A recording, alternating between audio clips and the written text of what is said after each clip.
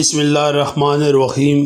فٹو story میں ایک بار پھر خوش آمدید۔ شروع کرتے ہیں آج کی سٹوری۔ 28 سال قبل اگست 1995 کا واقعہ ہے۔ حکم ہوا تمام مردوں کو ایک جگہ اکٹھا کیا جائے۔ فوجی شہر کے کونے کونے میں پھیل گئے، ماؤں کے گود سے دودھ پیتے بچے چھین لیے گئے۔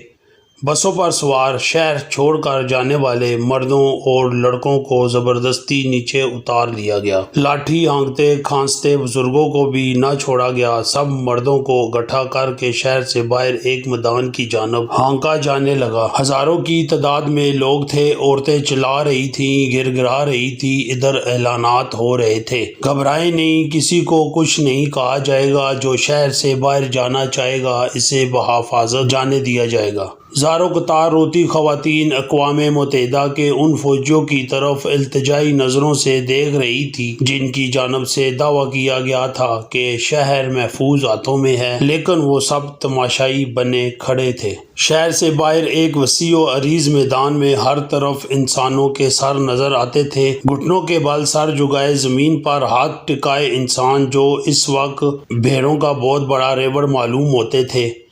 10,000 سے زائد انسانوں سے میدان بھر چکا تھا۔ ایک طرف سے آواز آئی، فائر! سینکڑوں بندوقوں سے آوازیں بیک وقت گونجی، لیکن اس کے مقابلے میں انسانی چیخوں کی آواز اتنی بلند تھی کہ ہزاروں کی تعداد میں برسنے والی گولیوں کی تھرتھراہٹ بھی دب کر رہ گئی۔ ایک قیامت تھی جو برپا تھی، ماؤں کی گودیں اجڑ رہی تھی، بیویاں آنکھوں کے سامنے اپنے سروں کے تاج ترپتے دیکھ رہی تھی، بیوہ ہو رہی تھی، دھاڑیں مار مار کر رو رہی تھی۔ سینکڑوں ایکڑ پر محیط میدان میں خون، جسموں کے چیترے اور نیم مردہ کہراتے انسانوں کے سوا کچھ نظر نہ آتا تھا۔ شیطان کا خونی رقص جاری تھا اور انسانیت دم توڑ رہی تھی۔ ان سسکتے وجودوں کا ایک ہی قصور تھا کہ یہ کلمہ گو مسلمان تھے۔ اس روز 80 سالہ بوڑھوں نے اپنی آنکھوں کے سامنے اپنے بیٹوں اور معصوم پوتوں کی لاشوں کو تڑپتے دیکھا۔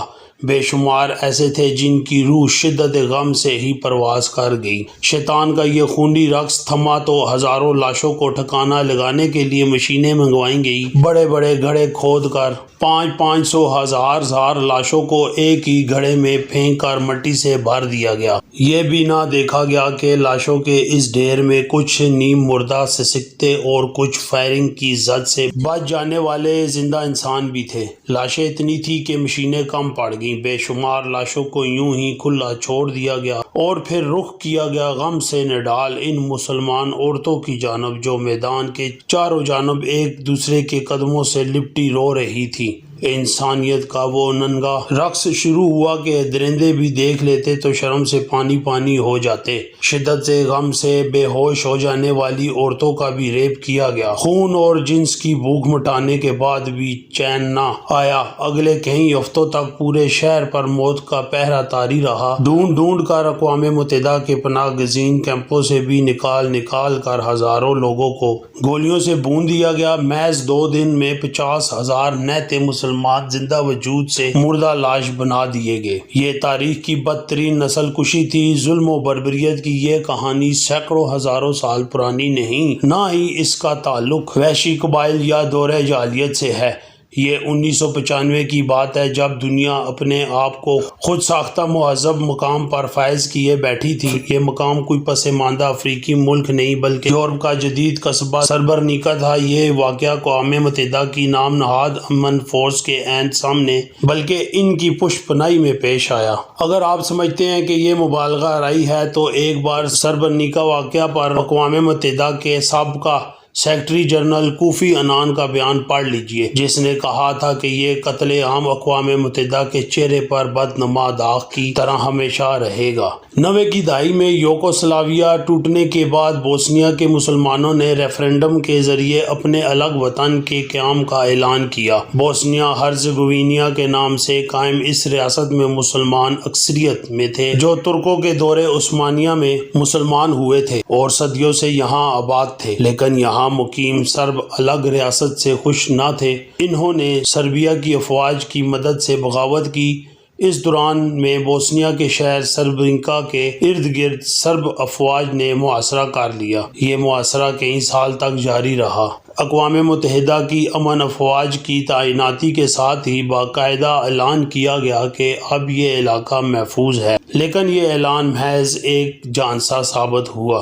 کچھ ہی روز بعد سرب افواج نے جنرل ملاڈچ کے سربراہی میں شہر پر قبضہ کر لیا اور مسلمانوں کی نسل کشی کا وہ انسانیت سوز سلسلہ شروع کیا جس پر تاریخ آج بھی شرمندہ ہے۔ اس دوران نیٹو افواج نے مجرمانہ خاموشی اختیار کیے رکھی، کیونکہ معاملہ مسلمانوں کا تھا۔ اگست 1995 سے اگست 2023 تک 28 سال گزر گئے ہیں۔ آج بھی مہذب دنیا اس داغ کو دھونے میں ناکام ہے۔ یہ انسانی تاریخ کا واحد واقعہ ہے جس میں مرنے والوں کی تدفین آج تک جاری ہے۔ آج بھی سربرینکا کے گرد و نواح سے کسی نہ کسی انسان کی بوسیدہ ہڈیاں ملتی ہیں تو انہیں اہل علاقہ دفناتے نظر آتے ہیں۔ جگہ جگہ قطار در قطار کھڑے پتھر اس بات کی علامت ہے کہ یہاں وہ لوگ دفن ہیں جن کی اور کوئی شناخت نہیں، ماسوائے اس کے کہ وہ مسلمان تھے۔